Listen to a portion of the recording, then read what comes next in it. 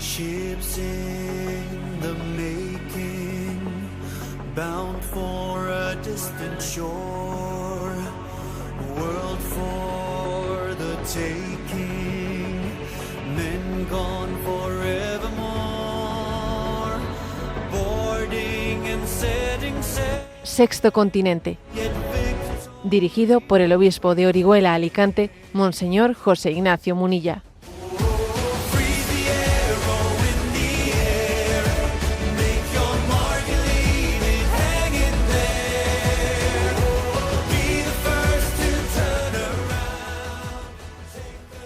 Un cordial saludo a todos los oyentes de Radio María. Un día más, con la gracia del Señor, nos disponemos a realizar este programa radiofónico llamado Sexto Continente, que lunes y viernes de 8 a 9 de la mañana, una hora menos en las Islas Canarias, realizamos aquí en directo en Radio María España. Hoy es el día 20, ayer celebrábamos la solemnidad de San José, y San José era un hombre de conciencia, un hombre justo, que en su conciencia respondía a la llamada de Dios. ¿Por qué quiero subrayar esto? ¿Por qué quiero en este programa hacer pues un elogio de la conciencia? En la víspera de San José yo compartía en redes sociales un mensaje, ahora me explayaré en él en este programa, pero que decía: admiro profundamente a quienes están dispuestos a perder prestigio, riqueza y comodidad antes de traicionar su conciencia. La conciencia, decía San John Henry Newman, la conciencia es la voz de Dios en el alma, un mensajero divino y la ley eterna que guía al individuo hacia el bien, actuando como el vicario de Cristo. Fíjate, le llamaba el vicario de Cristo a la conciencia. No es un simple subjetivismo, un deseo propio, sino un sentido moral innato que nos pone en presencia de Dios. Repito esta expresión de San John Henry Newman: la voz de Dios en el alma, mensajero divino, la ley eterna que guía al individuo hacia el bien, actuando como el vicario de Cristo. Pedimos esta gracia, ¿no? La gracia de ser hombres de conciencia. Sexto Continente es un programa que tiene interacción con los que sois usuarios de redes sociales, en Instagram y en Twitter a través de la cuenta @obispomunilla, en Facebook a través de la página que lleva mi nombre personal de José Ignacio Munilla. Los programas anteriores de Sexto Continente están a vuestra disposición tanto en el podcast de Radio María como en las plataformas de YouTube, en el canal En Ti Confío, también en las plataformas de Spotify, iVoox, Amazon Music, allí encontráis Sexto Continente, y en la página web multimedia www.enticonfio.org, pues allí podéis seguir también los programas anteriores de Sexto Continente y otros materiales que poco a poco vamos generando. Vamos adelante en este programa de Sexto Continente y quiero comenzar profundizando en esa referencia que he hecho a la conciencia, con algunos ejemplos muy concretos que están ligados al transcurso de esta guerra, nueva guerra que va de la mano de otras guerras que todavía siguen abiertas, especialmente la guerra de Ucrania, guerras en África, las guerras también entre Pakistán y Afganistán. En fin, el mundo arde de guerras, ¿no? Y entonces, de vez en cuando, en medio de esa oscuridad de la guerra, se enciende una luz. Y yo por eso la víspera de San José compartí este texto con el que he abierto este programa, acompañándolo de dos noticias. El texto es: admiro profundamente a quienes están dispuestos a perder prestigio, riqueza y comodidad antes que traicionar su conciencia. Acompañé este mensaje con dos noticias. Una es la dimisión del director del Centro de Contraterrorismo de Estados Unidos. Pues es una dimisión muy sonada, se llama Joe Kent. que en su tiempo fue boina verde y que ahora era pues director del Centro Nacional de Contraterrorismo de Estados Unidos. Claro, un hombre que por otra parte, aparte de que tenía este puesto técnico, pero era muy cercano, ¿no?, a Donald Trump. Y claro, pues que en plena guerra este hombre haya hecho esa dimisión, bueno, ha sido algo espectacular, ¿no? Ha afirmado que no existe, que no es verdad que existiese una amenaza inminente por parte de Teherán, que esto es un poco parecido a la guerra de Irak, que se entró allí diciendo que si había armas de destrucción masiva y no sé qué, y luego no se encontró ninguna, que esto es una campaña de desinformación, que afirma que Washington se está dejando arrastrar, ¿no?, pues por otros intereses, y que claro, que en conciencia no puede continuar. Además también hay que decir que este hombre, posiblemente, algo que le ha ayudado mucho a actuar en conciencia, es que su esposa murió en el año 2019 en un atentado suicida en el norte de Siria, donde estaba también Estados Unidos implicado en aquella guerra, pues que había entrado con la supuesta historia de que en Irak hay armas de destrucción masiva, y entró y también, ¿no?, pues su esposa falleció en aquella guerra, lo cual a este hombre quizás todavía no la memoria de su mujer todavía le impele a tener más libertad de conciencia, ¿no? Bueno, el presidente Donald Trump pues ha respondido, ¿no?, a este acto de libertad de conciencia, bueno, pues obviamente denostando de este hombre y diciendo que es un hombre débil, no, es un hombre fuerte, porque hacer esto supone mucha fortaleza, ¿no? Y luego hay la otra noticia con la que también acompañé, ¿no?, pues ese mensaje de la admiración a los que actúan en conciencia. La otra noticia es, bueno, pues que el gobierno de Estados Unidos ha roto de una manera así contundente con una empresa de inteligencia artificial que se llama Anthropic. Bueno, pues Anthropic, digamos, era una empresa que tenía unos contratos firmados con el gobierno estadounidense impresionantes, ¿no? Y entonces, pues esta empresa se negó a eliminar ciertas restricciones éticas en su inteligencia artificial, en su plataforma. O sea, tenía restricciones éticas que hacían que no se pudiese utilizar la inteligencia artificial en la guerra sin supervisión humana. Les parecía que era inmoral que se pudiese aplicar la inteligencia artificial ahora a aplicar cómo se ataca y cómo se seleccionan a las personas que se van a matar sin supervisión humana, y eso les parecía que era una línea roja que no se podía permitir, entre otras cosas porque, claro, si hay crímenes de guerra, ¿quién es el responsable de los crímenes de guerra? ¿La inteligencia artificial? Entonces, claro, si en una cosa tan seria como matar personas, tendrá que haber alguien que asuma esas responsabilidades, no la inteligencia artificial, ¿no? ¿O cómo es eso? Entonces, claro, la empresa ha dicho, no, nosotros no estamos dispuestos a eliminar ciertas restricciones éticas en el uso de la inteligencia artificial. Y entonces el gobierno de Estados Unidos ha cancelado los contratos con Anthropic, y además ha llegado a catalogar a Anthropic como riesgo para la cadena de suministro, o sea, como una empresa peligrosa para Estados Unidos, lo cual le excluye de todos los contratos públicos, lo cual, madre mía, o sea, se han cancelado los contratos de Anthropic con el gobierno de Estados Unidos, y esto ha supuesto unas pérdidas tremendas, ¿no? En primer lugar, de unos 300 millones de entrada, luego lo que estaba en curso, 100 millones más. El impacto potencial son miles de millones de dólares los que Anthropic ha perdido por haber dicho las restricciones éticas no las quitamos, ¿no? Entonces, a ver, aquí acontecen cosas como estas que para mí son rayos de luz. Son rayos de luz. En medio de esta situación hay personas que actúan en conciencia, y se la juegan. Yo recuerdo que en este programa he mentado en alguna ocasión, pues algo que al quien fue pues maestro mío, ¿no? Don José Antonio Sayés,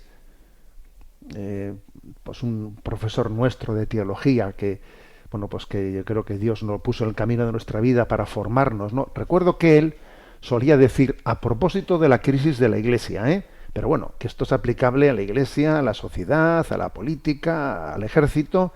Bueno, nos decía él, mira, a estas alturas de la crisis que vivimos, yo ya no creo en nadie que no haya sido capaz de jugarse su prestigio por la verdad.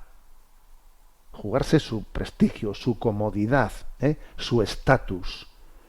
Quien no haya sido capaz de jugarse, ¿no? Todo esto, ¿no? Su dinero, su prestigio, su comodidad, por la verdad, es que decía él, yo no creo en alguien que no se la haya jugado, porque es que la crisis ya es muy grande como para que no nos hayamos visto, no haya surgido la circunstancia en la que nuestra conciencia tenía que haber pues encendido las luces del arma. Entonces, pues es que creo que esto hay que subrayarlo. Hay una forma de grandeza que no se mide en aplausos, ni en cifras, ¿no? Ni en reconocimientos externos. Es una grandeza silenciosa, a veces incómoda, muchas veces incomprendida, como la de estos casos, los que estoy hablando, ¿no? Y es la de quienes prefieren perderlo todo antes de traicionarse a sí mismos. Por eso, yo insisto, ¿no?, en lo que dije la víspera de San José, admiro profundamente, y creo que todos deberíamos de hacerlo, a quienes están dispuestos a renunciar al prestigio, a la riqueza, a la comodidad, cuando perciben que esos bienes exigen como precio la traición de la propia conciencia. Porque en ese momento decisivo, cuando se cruza el interés y la verdad, es cuando se revela el verdadero rostro de la persona. Vamos a ver, y no nos engañemos, esto no es fácil, es bonito decirlo, pero no es fácil, porque todo empuja en dirección contraria. Nos autoengañamos, bueno, que no pasa nada, que no es para tanto, todos lo hacen, no seas ingenuo, ¿no? Son, digamos, las voces que intentan una rendición interior. Venga, ríndete y déjate llevar y no te metas en líos. Pero sin embargo hay quienes resisten de verdad, quienes llegado el momento dicen no, cuando por supuesto sería mucho más cómodo decir, venga, tira para adelante, ¿no? Cuando nos encontramos con personas así, pues como estos dos personajes, ¿no? Como este director del Centro de Contraterrorismo de Estados Unidos, como los directivos de Anthropic, los dueños de Anthropic, cuando nos encontramos con gente así, deberíamos de quitarnos el sombrero, Deberíamos de descalzarnos, porque estamos pisando tierra sagrada. ¿A qué me refiero tierra sagrada? A lo que decía San John Henry Newman. Es que, de alguna manera, la conciencia es el lugar en el que uno escucha la voz de Dios. Es como el vicario de Cristo. Hay una conciencia que ha sido fiel, que no se ha vendido, que ha preferido la verdad al beneficio. Hay que quitarse el sombrero, porque estamos ante una dignidad de la que todos debiéramos de aprender. Y en este tiempo que todo son convicciones líquidas, en que todo parece relativo, negociable, ¿no? La existencia de gente así, que haya personas así, pues nos da esperanza, nos da esperanza. Nos recuerda que el ser humano tiene una dignidad, pues, hecha por Dios, ¿no? Inviolable. Que no todo tiene precio, que hay líneas que no pueden cruzarse, ¿no? Y son un gran ejemplo que además nos tiene que interpelar. Nos tenemos que sentir interpelados por estas personas. Oye, que para mí me cuestionen. ¿Qué haría yo en su lugar? Yo me la habría jugado como este hombre, el dueño de Anthropic, o como este director del Centro de Contraterrorismo. Yo me la hubiese jugado. ¿Yo hasta dónde estoy dispuesto a llegar por fidelidad a la verdad? Me imagino a mí mismo diciendo, ¿no?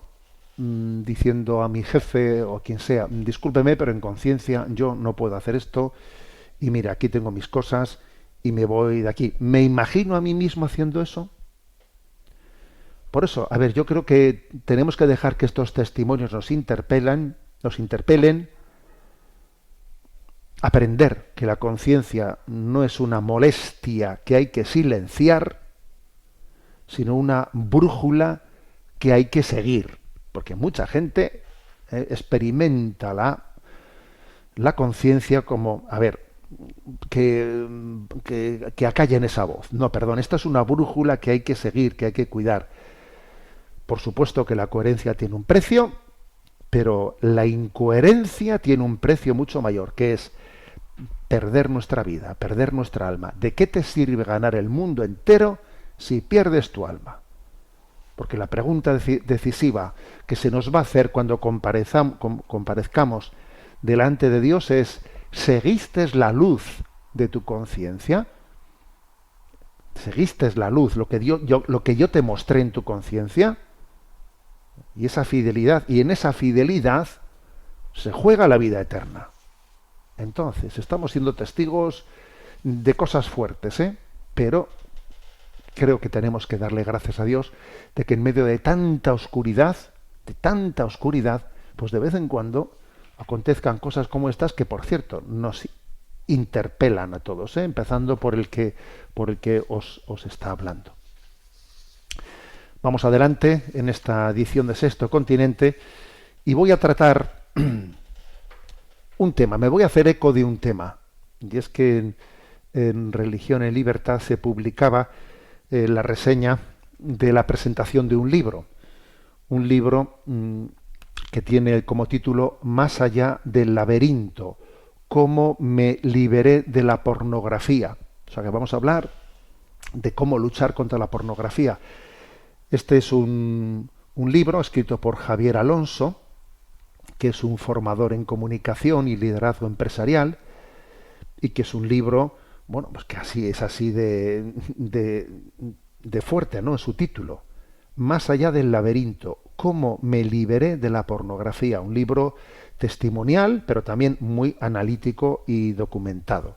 Entonces, a ver, ¿qué es lo que se expresa en este libro? ¿Cuál fue, digamos, la clave de la ruptura de este hombre con la pornografía? Porque, a ver, todos somos conscientes, en este programa lo hemos dicho más de una ocasión, que la pornografía no es solamente un pecado, sino que en este momento se ha convertido ya hace tiempo, se ha convertido en una red de esclavitud en que muchas personas están atrapadas, ¿no? Entonces, la clave que este hombre no expresa en su libro, pues es una triple clave. A ver, este hombre para luchar contra la adicción a la pornografía, para liberarse de ella, hizo tres cosas fundamentalmente. Una, estudiar todo lo que la ciencia ha descubierto en años recientes sobre la pornografía. Porque es cierto que la ciencia ha descubierto muchos datos de tipo biológico de qué es lo que acontece en nuestro cerebro con la pornografía. Es algo biológicamente constatable, qué tipo de descargas de dopamina existen dentro de nosotros que hasta son visibles médicamente con la biotecnología, y entonces cómo de alguna manera pues estamos atrapados, nos vamos atrapados por esa especie de adicción química que se va produciendo, por lo que la pornografía genera en nosotros, ¿no? Es como un ratoncito que le metes a un ratoncito en una jaula y claro, y el ratoncito aprende que si aprieto aquí me dan una descarga de placer, y entonces el ratoncito acaba apretando y el ratoncito se convierte en un esclavo, algo así, ¿no? El ser humano, ¿no?, es como ese ratoncito atrapado en esa jaula por la pornografía. Entonces, lo primero que hace este estudio es, este libro es estudiar lo que la ciencia ha descubierto en estos años recientes. En segundo lugar, aprender a entender nuestra historia. ¿Por qué somos tan débiles? ¿Por qué si Dios nos hizo con una voluntad libre? ¿Por qué si Dios nos ha creado a su imagen y semejanza? ¿Por qué si el hombre es libre, ha sido creado libre por Dios, cómo es posible que luego sea tan frágil y se quede atrapado de esa manera por la pornografía? ¿Cómo es posible que terminemos haciendo algo que no deseemos, que no queramos? ¿Cómo es posible que mi deseo se imponga a mi voluntad? ¿Es que acaso la voluntad no tenía que ser más fuerte que el deseo? ¿Cómo es esto? A ver, entonces, en segundo lugar, aquí lo que se subraya es que hay que aprender de nuestra propia historia, de dónde nacen las heridas que nos hacen tan frágiles. Y él, con la ayuda de un coach, ¿no? Pues él estudió su vida y entonces descubre heridas de niño, inseguridades de joven, algunos fracasos en la vida adulta, cosas, o sea, heridas que nos han hecho más frágiles, que no anulan la voluntad, pero que la debilitan, ¿no?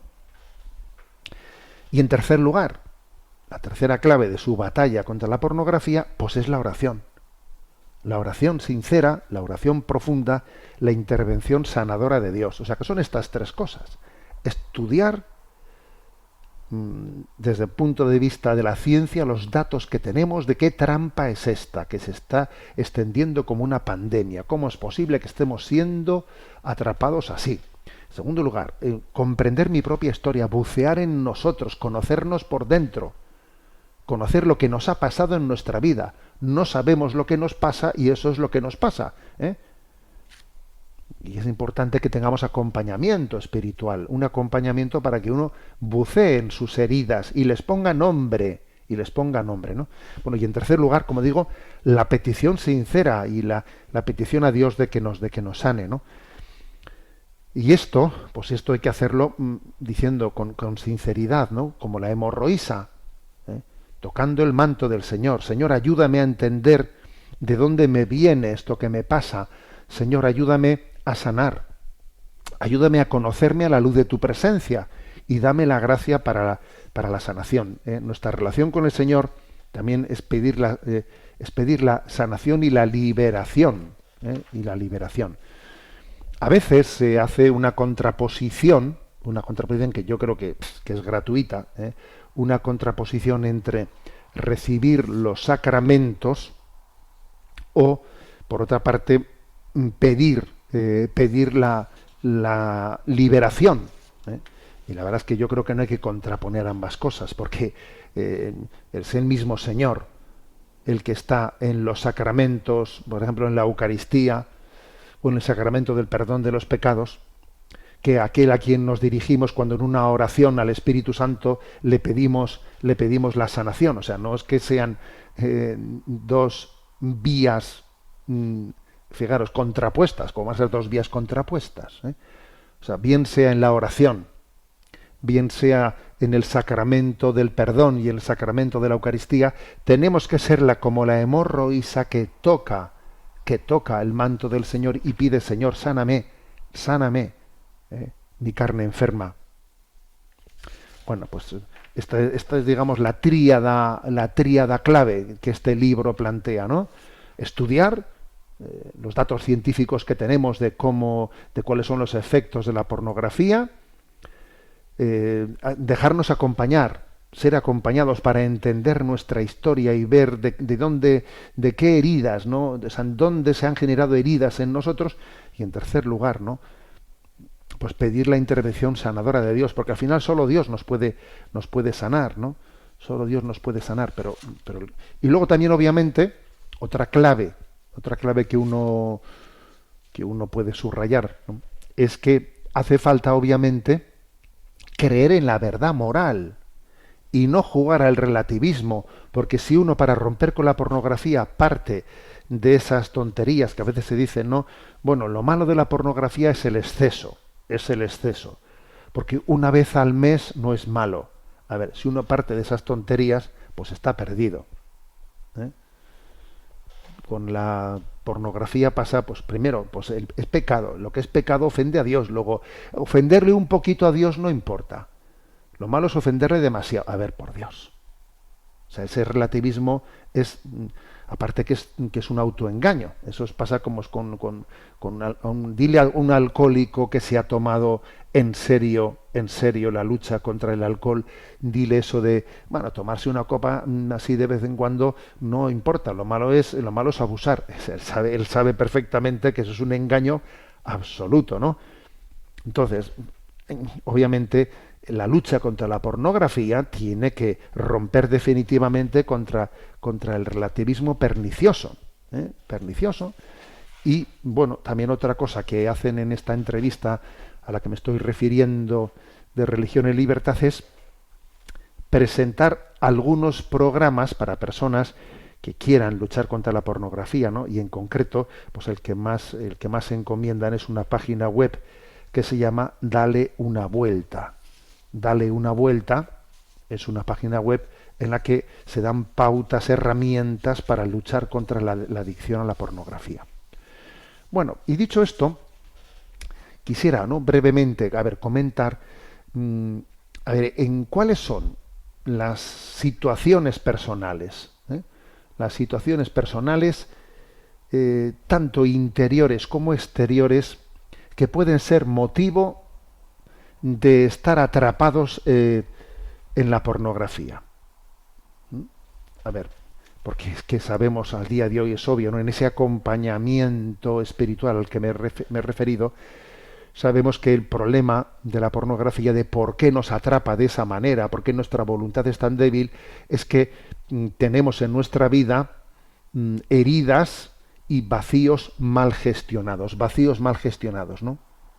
Y si no se identifican esos vacíos, el combate se vuelve, pues, superficial. El combate no tiene fruto y entonces uno se frustra porque estoy luchando y no. Pero es que es muy importante identificar cuáles son las situaciones personales, interiores y exteriores, que nos pueden estar teniendo atrapados. Entonces, las situaciones interiores son, sin duda alguna, las interiores, la soledad afectiva, sentirse solo, no acompañado, baja autoestima, percibirse poco valioso. Es muy fácil que si alguien parte de esta soledad afectiva, baja autoestima, tienda a refugiarse en fantasías donde no hay rechazo ni exigencia,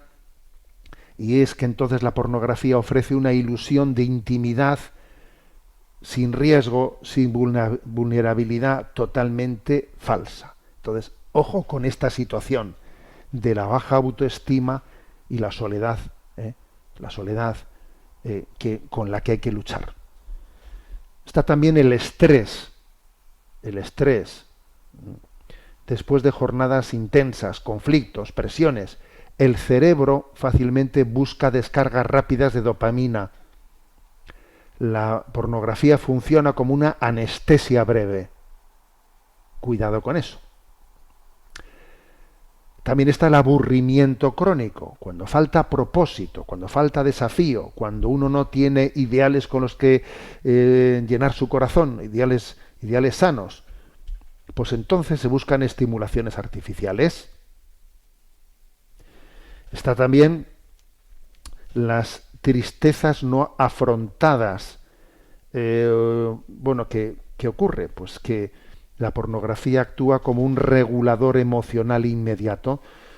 No me resuelve el dolor, pero lo adormece unos minutos.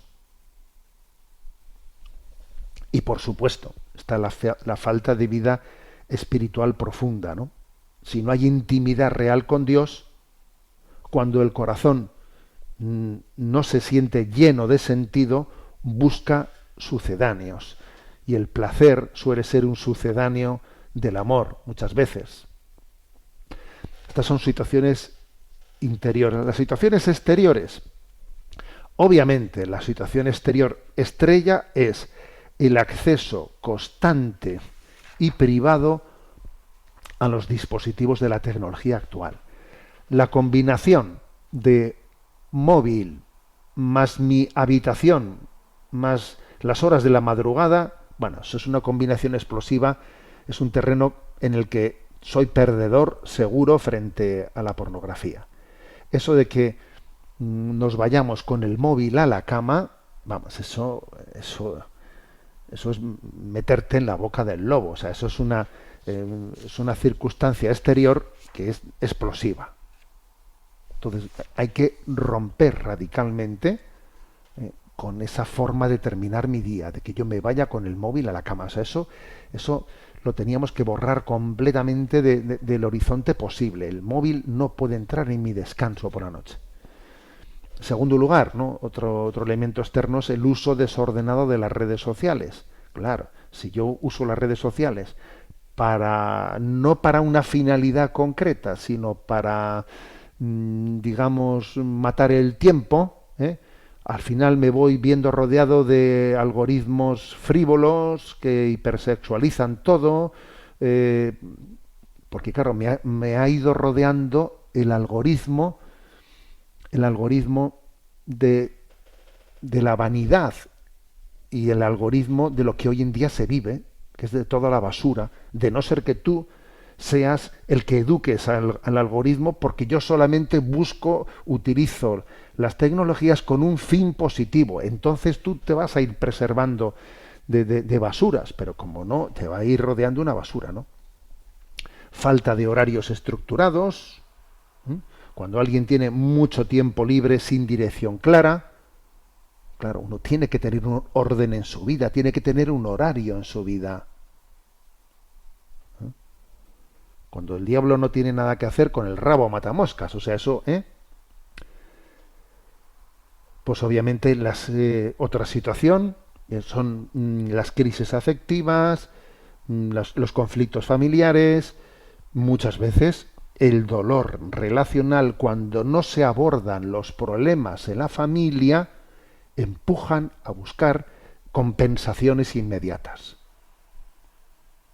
Claro, la cultura hipersexualizada, por supuesto, la banalización del cuerpo, la presión del ambiente, la falta de modestia en el hablar, en el vestir, en los espectáculos que vemos. Claro, por supuesto, señores, no se puede ver cualquier cosa, no. Y también hay otro factor, ojo, el cansancio físico acumulado. Porque cuando el cuerpo está agotado, la voluntad disminuye. Si uno está cansado, hecho polvo, claro, su voluntad es mucho más débil y será mucho más fácil que acabe cuando paradójicamente está uno cansadísimo. Lo lógico sería a dormir, ya, pero fíjate, está cansadísimo y en ese momento el cuerpo en su voluntad disminuida es vulnerable para ser tentado de buscar compensaciones. Entonces, a ver, este tipo de descripción, ¿no? De descripción de situaciones tanto interiores como exteriores que pueden ser motivo de facilitar el recurso a la pornografía, uno tiene que vigilarlas, tiene que estar atento, a poner orden en su vida, ¿no?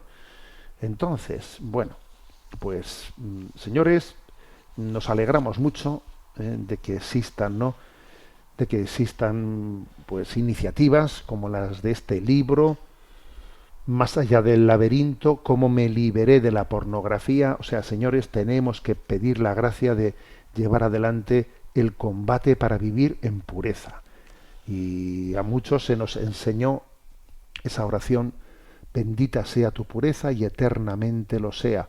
Esa oración dirigida a la Virgen María para pedir el don de la pureza.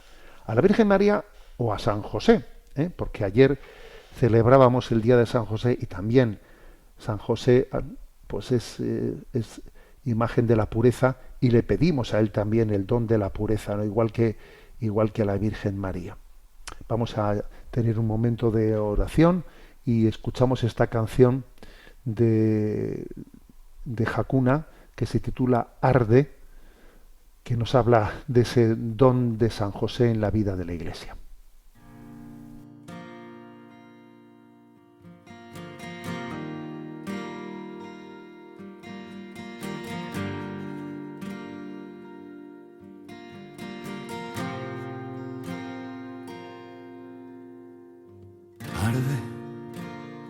fuerza en este frío, con todo el alma en vilo, buscando una razón. Tiemblan los muros de esta celda que no pueden intentar contener su corazón. Brazos cerrándose en abrazos de un padre que dio tanto, de un hijo que murió. Lloran reyes y tronos, lloran ante un hombre en la sombra, rezándole a su Dios. La mira y al verla el mundo gira en un solo segundo, al cielo estremeció. Esa donde ella pisa, él besa, secándose las lágrimas al pedirle perdón. Alza un paso firme al alba, ejércitos se apartan ante su convicción. Siente el peso que le viene, pero nada detiene su sencilla decisión.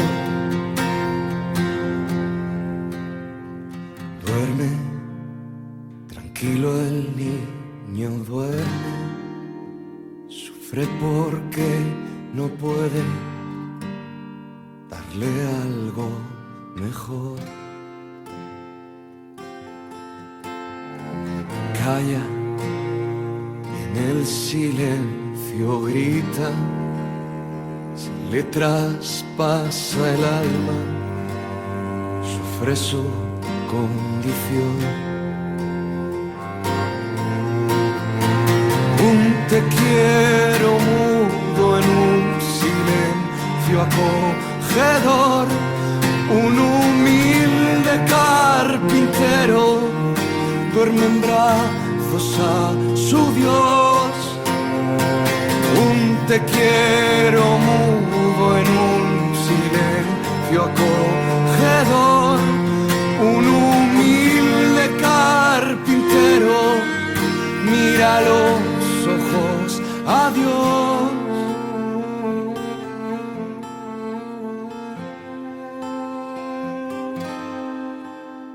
Sonríe, tranquilo al fin, sonríe. En un último aliento hizo llorar a Dios.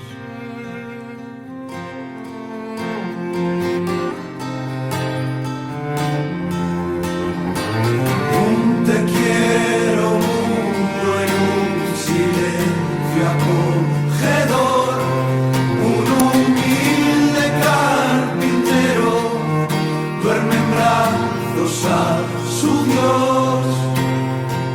Un te quiero mudo en un silencio acogedor, un humilde carpintero mira a los ojos a Dios. Un te quiero mudo en un silencio acogedor, un humilde carpintero mira a los ojos a Dios.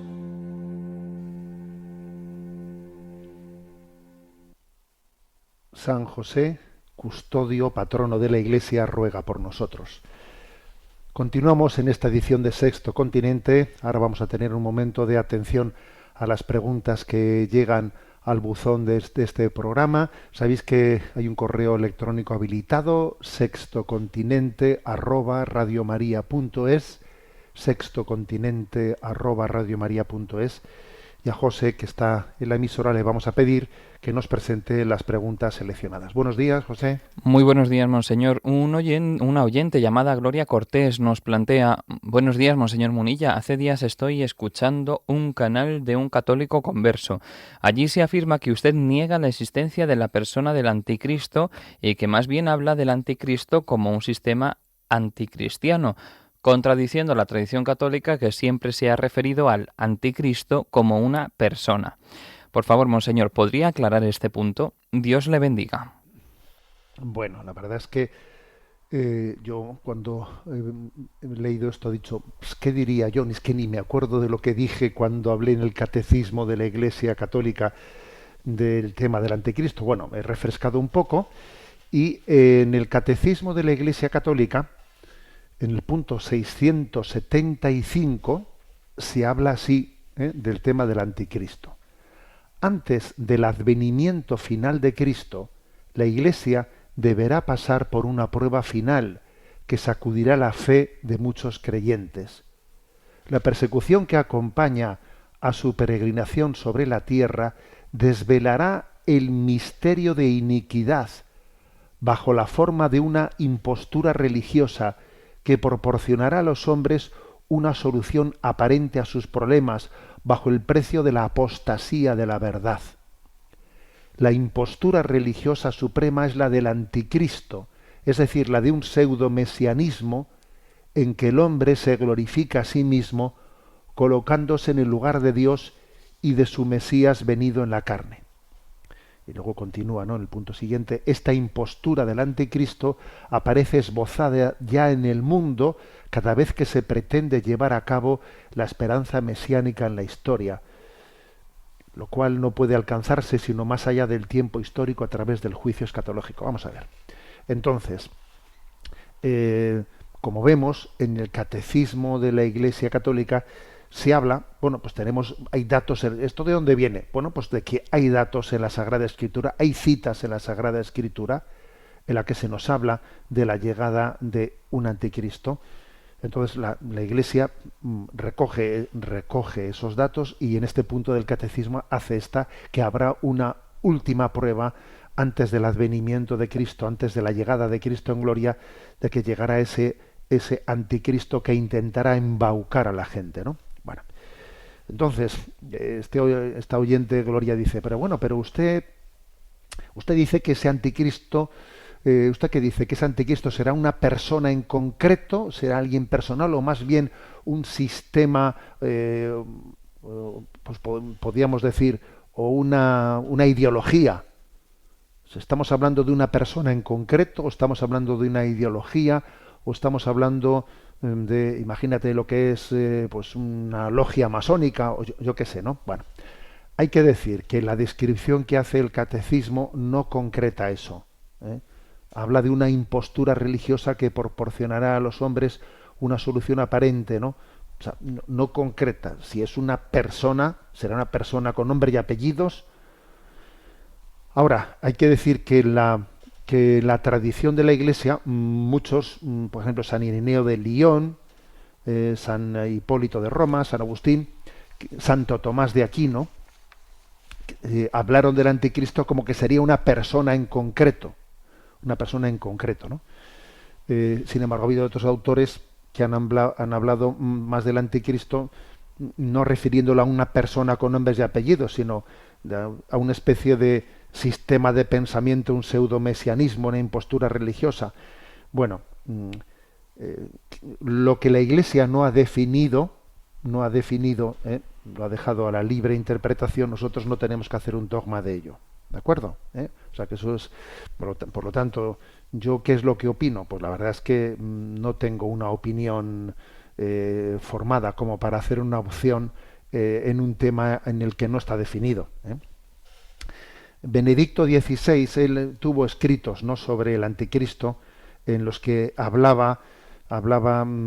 describía una mentalidad, hablaba del anticristo como de una mentalidad, ¿no?, de una falsa salvación del hombre, de una dictadura del relativismo, como un humanismo sin Dios, que prometerá paz, prosperidad, una unidad global. Venga, hagamos una religión que una a todas las religiones, pero negando la verdad de Cristo. O sea, en ese sentido era en el que Benedicto XVI, ¿no?, hablaba del anticristo. Bueno, insisto, creo que no hay que hacer, yo creo que hay que tener cuidado de que en la vida espiritual no le prestemos demasiada consideración a las cuestiones que son opinables.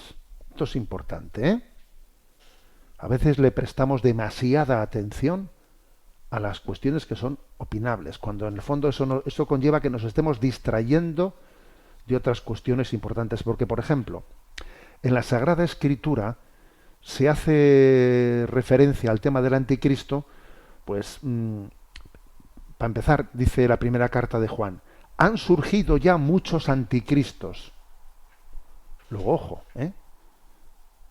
o sea, habéis oído que viene el anticristo, pero han surgido ya muchos anticristos.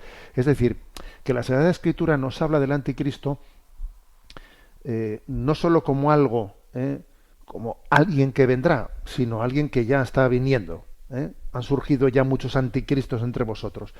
Con lo cual creo que no tenemos que poner toda nuestra fuerza en pensar cómo será eso al final de los tiempos. A ver, que es que lo más probable es que nosotros, si no lo vamos a ver, eso es como cuando la gente se centra en la parusía. ¿Cuándo va a llegar la parusía? Y yo les digo, pero a ver, no te centres tanto en la parusía, que para efectos prácticos, cuando tú te mueras, que tu muerte y la mía pues estarán mucho más cercanas de lo que suponemos, eso ya para efectos prácticos para nosotros es la parusía, porque ya para nosotros ha llegado el final. Luego, no me pienso distraer yo mucho de en cuándo será el fin del mundo. Si mi muerte puede ser inminente, puede ser hoy, pues ya es el fin del mundo para mí, ¿no? Entonces no te distraigas con la parusía. Algo así pasa también con el tema del anticristo. ¿Y quién será? ¿Y cómo se llamará? ¿Será este? ¿Será el otro? A ver, que la mentalidad del anticristo ya está en este mundo, como dice primera carta de Juan. Han surgido ya muchos anticristos. Es que ya la mentalidad de un mundo sin Dios está presente y tenemos que aprender a desenmascararla ya, hoy, aquí y ahora. No solo esperar a ver si viene alguien que será él, el anticristo. ¿Me explico? O sea, creo que esto es lo principal. Adelante con la siguiente consulta. Una oyente nos hace una consulta eucarística. Un saludo, Monseñor Munilla. Mi nombre es María del Mar Mejía y me estoy acercando de nuevo a la Iglesia Católica. Ahora que estoy tratando de vivir la fe y me surgen muchas dudas, esta es mi consulta. Mi hijo está haciendo la preparación para la primera comunión y en las notas de la ceremonia preguntan si alguna persona necesita hostias libres de gluten. Esto me hace preguntarme si hacer esto no es dudar de que el pan eucarístico ya no es pan, sino el cuerpo de Cristo. ¿Qué sentido tiene que se permita dar la opción de dar hostias gluten free? Y si es así, entonces un alcohólico no puede acercarse al vino convertido en sangre porque es alcohol. Tengo la impresión de que estas distinciones delatan que no hay una fe verdadera. Perdón si estoy pecando de rebelde y soy crítica a las reglas de la Iglesia Católica. Gracias y espero pueda responder mi pregunta. Bueno, pues esta pregunta, que por cierto, fijaros, a uno dirá, pero le puede llamar la atención la pregunta, pues he recibido varias sobre lo mismo. A veces cuando alguien se acerca a la fe, claro, pues es un converso, se acerca a la fe y claro, recibe una llamada, recibe un anuncio, el anuncio de que en el pan de la Eucaristía se acontece un milagro, ¿no? Que es que en ese milagro, aunque tenga apariencia de pan, no es pan, sino que es el cuerpo de Cristo, aunque tenga apariencia de vino, no es vino, sino la sangre de Cristo. Entonces, claro, pues es bello, es bonito ver, ¿no?, como la fe del neoconverso cree en ello plenamente, ¿no? Ya, pero vamos a ver, aunque crea plenamente en ello, se está equivocando porque le falta hacer alguna distinción importante. Porque, digamos, que la presencia de Cristo en la Eucaristía no es una presencia física, es una presencia metafísica. O sea, si tú analizas el pan de la Eucaristía, tú en él no vas a descubrir algo diferente al pan, y por lo tanto tendrá gluten. Y si la persona que que va a comulgar no tolera el gluten, va a tener ese problema. Pues porque la presencia de Cristo no es física, es metafísica. Y lo mismo pasa con el alcohol, o sea, con el vino. Si alguien es alcohólico, pues no deberá beber el vino consagrado en el que está la sangre de Cristo, porque aunque metafísicamente es la sangre de Cristo, físicamente tiene todas las características del vino, del alcohol, ¿no? Con lo cual, esto no es falta de fe, es que es entender correctamente la fe, ¿eh? Es que la fe nuestra, ¿no?, en la transustanciación, o sea, es el cambio de sustancia, pero no es el cambio de los accidentes, ¿eh? Se distingue entre sustancia y accidentes. Entonces, lo del gluten, lo del alcohol, lo de la composición química, eso es lo accidental, pero lo sustancial, la transustanciación, está aconteciendo más allá de la física, es metafísica, ¿eh? Por lo tanto, no vea usted en esto falta de fe. Lo que pasa es que quizás, bueno, pues usted al recibir, ¿no?, ese mensaje de la presencia real, ahí le ha faltado una explicación, ¿eh? Le ha faltado una explicación para entenderlo correctamente. Adelante con la siguiente consulta. David nos escribe con la siguiente consulta. Buenos días, monseñor. Al escuchar noticias sobre la guerra y leyendo sobre guerras pasadas, me pregunto si en el caso de que el Estado apruebe por medio de la aplicación del estado de guerra o de alguna legislación similar la incautación de bienes particulares, como ahorros, metales preciosos, joyas, combustible, vehículos, etcétera, ¿un cristiano debería negarse a cumplir esa ley en atención al no robarás? ¿O debería ceder y quedarse hasta sin aquellas cosas que en previsión de guerra ha acumulado precisamente para hacer frente a una situación de gran precariedad? Bueno, vamos a ver. Para actuar en conciencia, aquí también habría que hacer una distinción sobre la legitimidad de esa guerra. Imaginémonos que una guerra es legítima en el sentido que sea verdaderamente defensiva, ¿eh? Pongamos el caso de que, pues, en la Segunda Guerra Mundial Hitler invade Francia y pues el gobierno francés intenta defenderse frente a la invasión de Hitler, ¿no? Y entonces es una guerra defensiva que es legítima, en la cual todos los ciudadanos deben de colaborar. Todos deben de colaborar, tienen una obligación moral de colaborar en esa defensa legítima, ¿eh? No solo legítima, sino que es un deber. O sea, hay un deber de proteger a la patria frente a esa invasión, con medios proporcionados, etcétera, pero hay que hacerlo. Y entonces, en ese sentido, si el Estado dice necesitamos dinero, necesitamos una incautación de bienes, entonces yo tengo también mi deber moral de contribuir a la defensa de la nación. ¿De acuerdo? O sea, ahora, si estamos hablando no de una guerra legítima, moralmente legítima, sino como la mayoría de las guerras son, ¿no? Pues por ejemplo, que estamos viendo actualmente en la guerra de Rusia, pues absolutamente, claro, será legítima la defensa frente a la invasión, pero no es legítima ese ataque de Rusia a Ucrania, o lo que está aconteciendo en Estados Unidos. A ver, si a mí me dicen hay que incautar tus bienes, a ver, yo tengo derecho y deber incluso de resistirme a esa incautación, porque estamos poniendo o sea, porque tengo el deber de criticar esta guerra y de resistirme a ella. En el fondo es lo mismo que hemos hablado en el arranque de este programa, de lo que ha sucedido, de esos testimonios. Porque claro, hay una pregunta. Estas personas, ¿no?, el director de la agencia antiterrorista que ha dimitido al ver esta guerra, tenía obligación moral de dimitir, o únicamente era legítimo que dimitiese. Una pregunta esta, ¿no? O sea, este hombre es legítimo, es una opción el tener que dimitir, o en el fondo tengo una obligación moral de dimitir, porque, a ver, Uno tiene que ser fiel a lo que en su conciencia conoce, y si en su conciencia tiene la suficiente luz para ver que esta guerra es una barbaridad y que yo estoy en este puesto que es infumable, que estoy colaborando con una guerra injusta, yo no es que pueda dimitir, es que debo de dimitir. Claro, lo que es una posibilidad o lo que es un deber, eso obviamente depende de la luz que uno tenga en su conciencia. Yo estos días lo he pensado mucho, lo he pensado diciendo, ¿habrá soldados, no solo el jefe o el director, ¿no?, de servicio antiterrorista de Estados Unidos, habrá soldados que estén viviendo en este momento una auténtica batalla en su conciencia? Porque habrá soldados que estén diciendo, yo no debo de hacer una objeción de conciencia.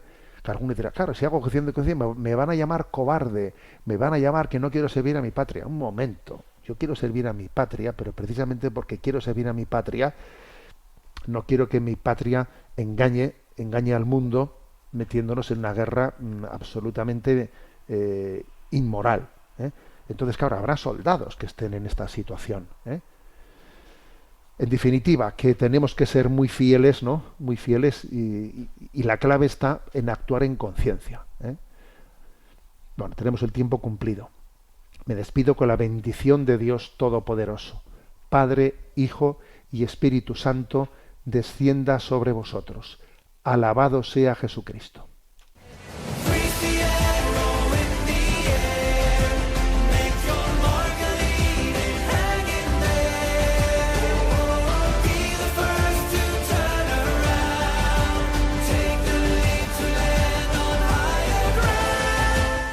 Finaliza en Radio María Sexto Continente, dirigido por el obispo de Orihuela Alicante, Monseñor José Ignacio Munilla.